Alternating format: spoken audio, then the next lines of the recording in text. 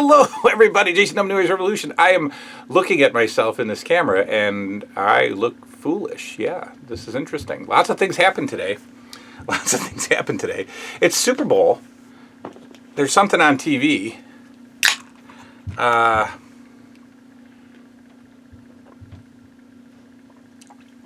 Some kind of American football competition, an event, I don't know, some kind of finals in their league of something, I don't know. And as a result of that, it's a fun day at the house. You know, we've got comfy clothes, we got the jams on, we've got some fantastic baked chicken wings, which end my relationship with pizza place chicken wings. Making them myself, baking them, putting them in the putting a nice dry rub on them with the with the paprika and the garlic and the adobo and all that. Put it up in a bag, shake them up, lay them out on a cookie sheet, bake those bad boys for 40 minutes. And they're the best chicken wings you'll ever have. Make your own sauce. You know, we got 2 or 3 sauces going on today. Liam is a sushi fan, so we've got a bunch of fish that we're going to cut up. We've got a sushi maker upstairs. Not a person, an actual machine. And I couldn't afford the person. But, you know, we're going to make our own sushi and have our wings on top of that. We've got the adult beverages flowing.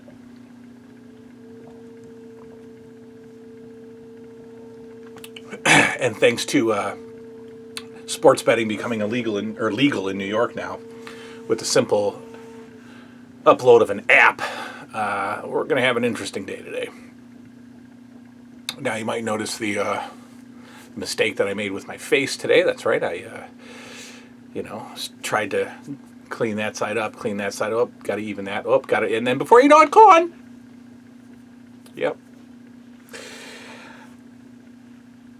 But we don't care here in the 80s. When you're a part of an 80s revolution, in fact, a new 80s revolution, you don't care about the Bengals or the Rams. You don't care about the big game, as it's legally supposed to be called by anybody but the NFL. You don't care about that. No, indeed. You care about your own Super Bowl. Our Super Bowl. A season that has been playing out in front of your very eyes for the last several weeks.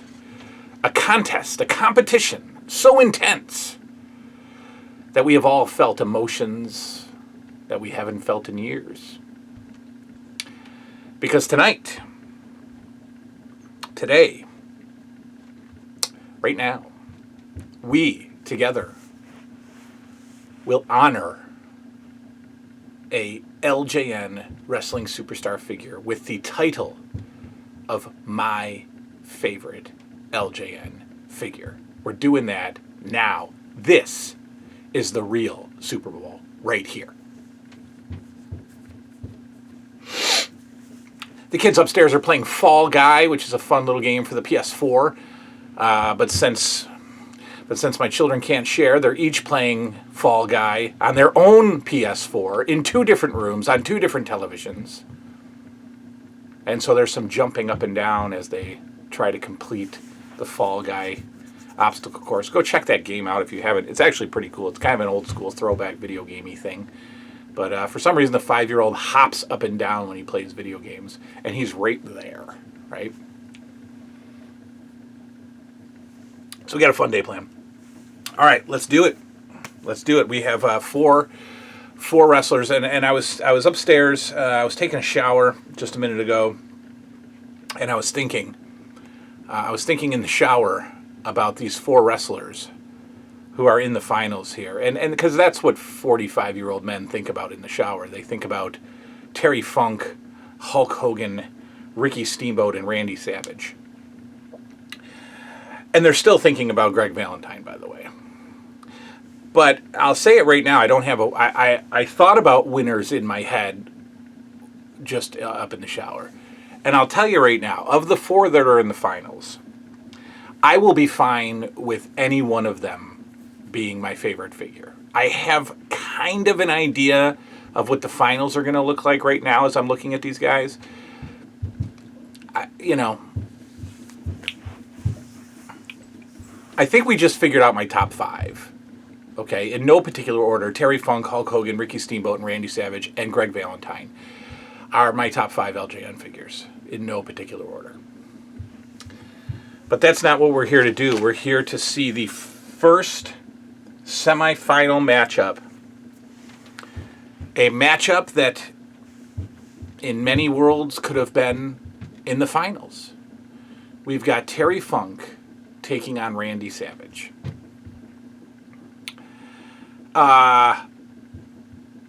Difficult matchup, but we've got to remember, Terry Funk has already been defeated and was welcomed back as the wild card. Terry Funk has already been defeated. Randy Savage has really not been challenged thus far in the tournament. I would say that this is Randy Savage's biggest challenge right now, Terry Funk. I thought maybe I should tell more stories for the finals, but you guys have already heard these stories. Terry Funk, for whatever reason as a kid, I don't know why.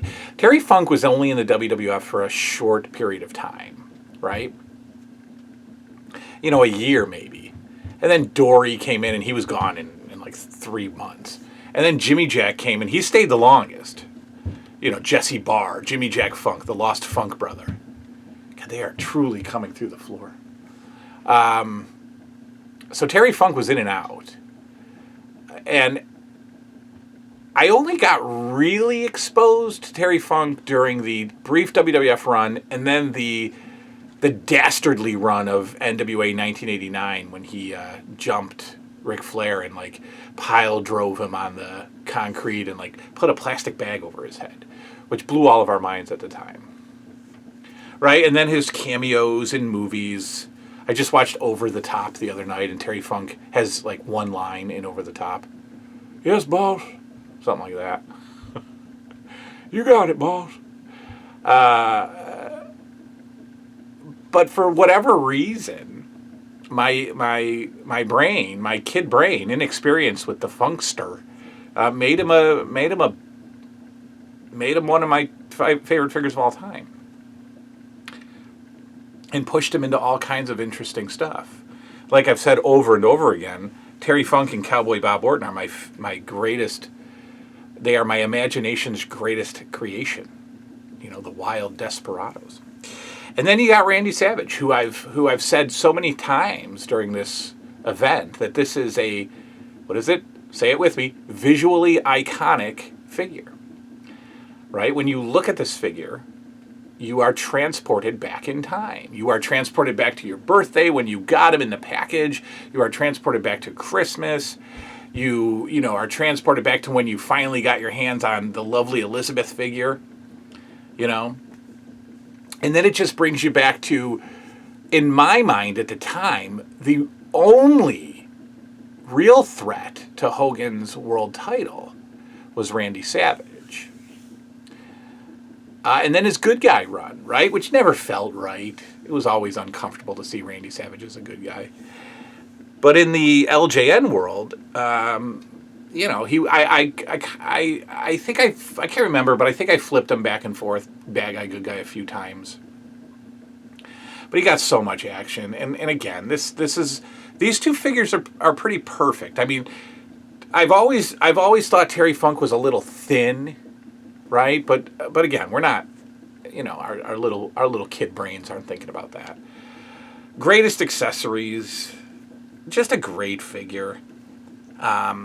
Against Randy Savage, and this is hard, but in my mind, the Funker was already eliminated, right? He was already eliminated once.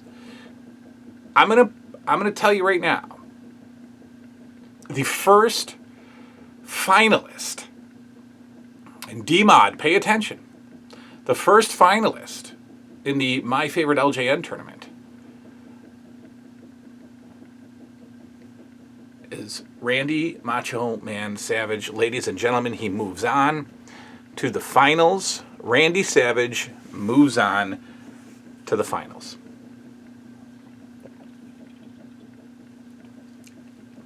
All right. In our final semifinal matchup, a figure that some people might have been like, what, what's the big deal? It's an extremely plain figure. But this was such a good wrestler.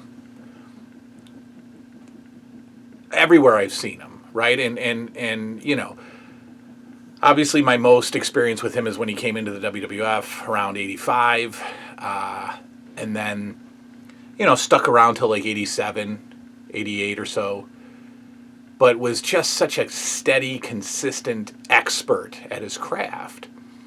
Then he goes over to the NWA, and in one of the best, television moments, he is brought out on WCW or NWA Championship Wrestling to team with Eddie Gilbert as a surprise partner against the Horsemen, and immediately goes into a program with Ric Flair that gives us some of the greatest matches in wrestling history. Culminating with a title run, right? So you think like, all right, did he get his comeuppance in the WWF as Intercontinental Champion, short-lived, right? Dumping the belt to the Honky Tonk Man so that he could leave the WWF. Not a great send-off.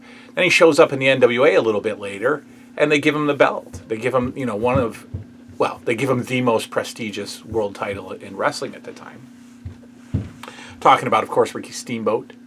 As I've mentioned before, very plain figure, but an extremely active figure in my federation. As a kid, got tons of play and mega pushes all over the place. Definitely a world championship run or two for Steamer. And he's taking on the most iconic LJN figure and one of the visual...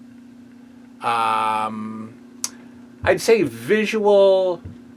What's the word? Like the Mount Rushmore of '80s toys, right? You have to have the LJN on the '80s toys Mount Rushmore. That's a show idea. Okay, we're gonna do that show down the road. What is your '80s toys Mount Rushmore? Right? Four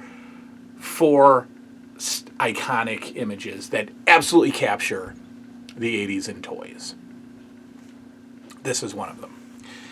Now, it's not Hogan didn't get that far just because of that. I mean, Hogan got that far because he has an absolute perfect play pose. And I really think that he's probably the first LJN figure that ever came off of the line, right? The assembly line. I would have to think that. I don't think Iron Sheik was first.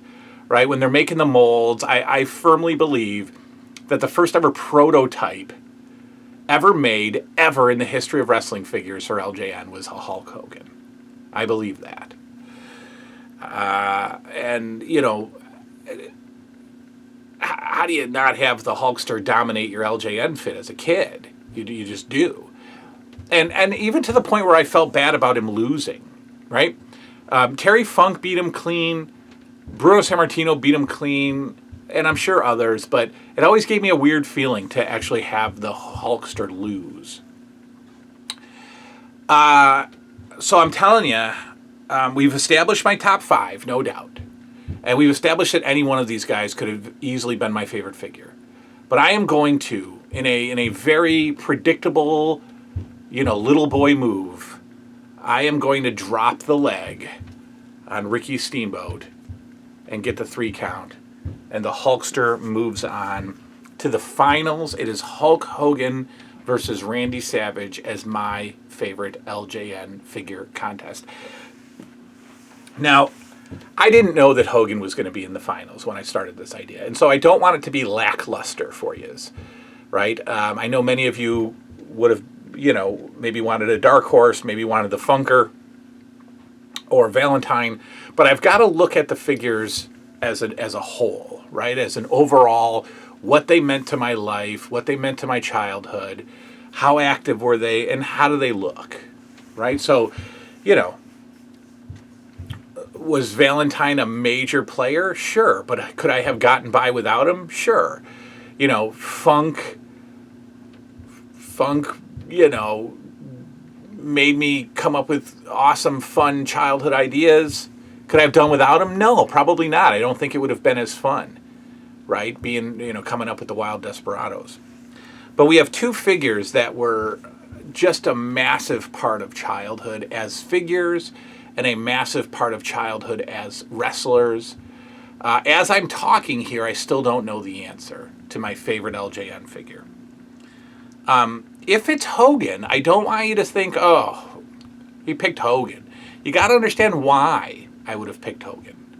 And if I pick Savage, then, I think you'll be surprised, and I will have picked Savage. Yeah, so, I mean, it's a tough one.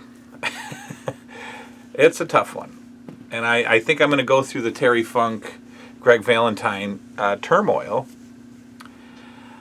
Look, the belt, guys, I told you this. As a kid, championship belts, because, I wrestled with stuffed animals in my house. I would wrestle with my friends.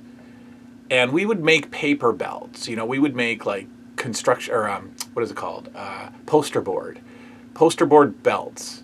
And it get ripped eventually, and you do your best, and you're like writing world heavyweight champion, just as neat as you possibly can, and back in the day, I used to have like the main plate, and then I would have two straps coming off the plate until my friend was like, no, like you cut out the whole strap, and then you put the plate in the middle of the strap, and I was like, oh, I just had, but anyway, belts were like, you needed them. And there was a PWI ad that was selling probably the first like replica belts that I've ever seen. And they were just a no-name company and like no like federation affiliation or anything. You just got cheap metal plate belts on cheap leather, but it was like $79, which was $1 million back then. So the belt talk is because this figure comes with a belt. Right? And this is the first LJN belt that we ever saw, that we ever laid eyes on. Shortly thereafter, we got the tag team belts, the brown belts, but this one was the first. This is, a figure from 85. I still say 84, and I know that's entirely untrue, but I'm going to go with it. I know it's untrue, but in my mind, 84. I know it's 85. It's okay. But, like, this is it. This is the first. Savage didn't come until 86. And I'm not even sure when I got him. But when I got him, he played a role. He played a huge role. But I am absolutely comfortable telling you right now, here on Super Bowl Sunday, I feel perfectly fine telling you right here on Super Bowl Sunday that for many, many true reasons, the winner of my favorite WWF LJN Wrestling Superstars figure contest is Hulk Hogan. It's Hulk Hogan, and I did not know that when I sat down here to start this. I thought Terry Funk was going to win the whole thing because of how much I've talked him up since we've been doing this channel. But thinking about the history of this figure, thinking about what it means to 80s toys, what it means to 80s kids, what the WWF and Hulk Hogan meant to us as kids, and the fact that I played with this figure regularly. He was a figurehead of my childhood federations, a figurehead of my childhood, and that is what I told him when I shook his hand and took a picture next to Hulk Hogan 4 or 5 years ago.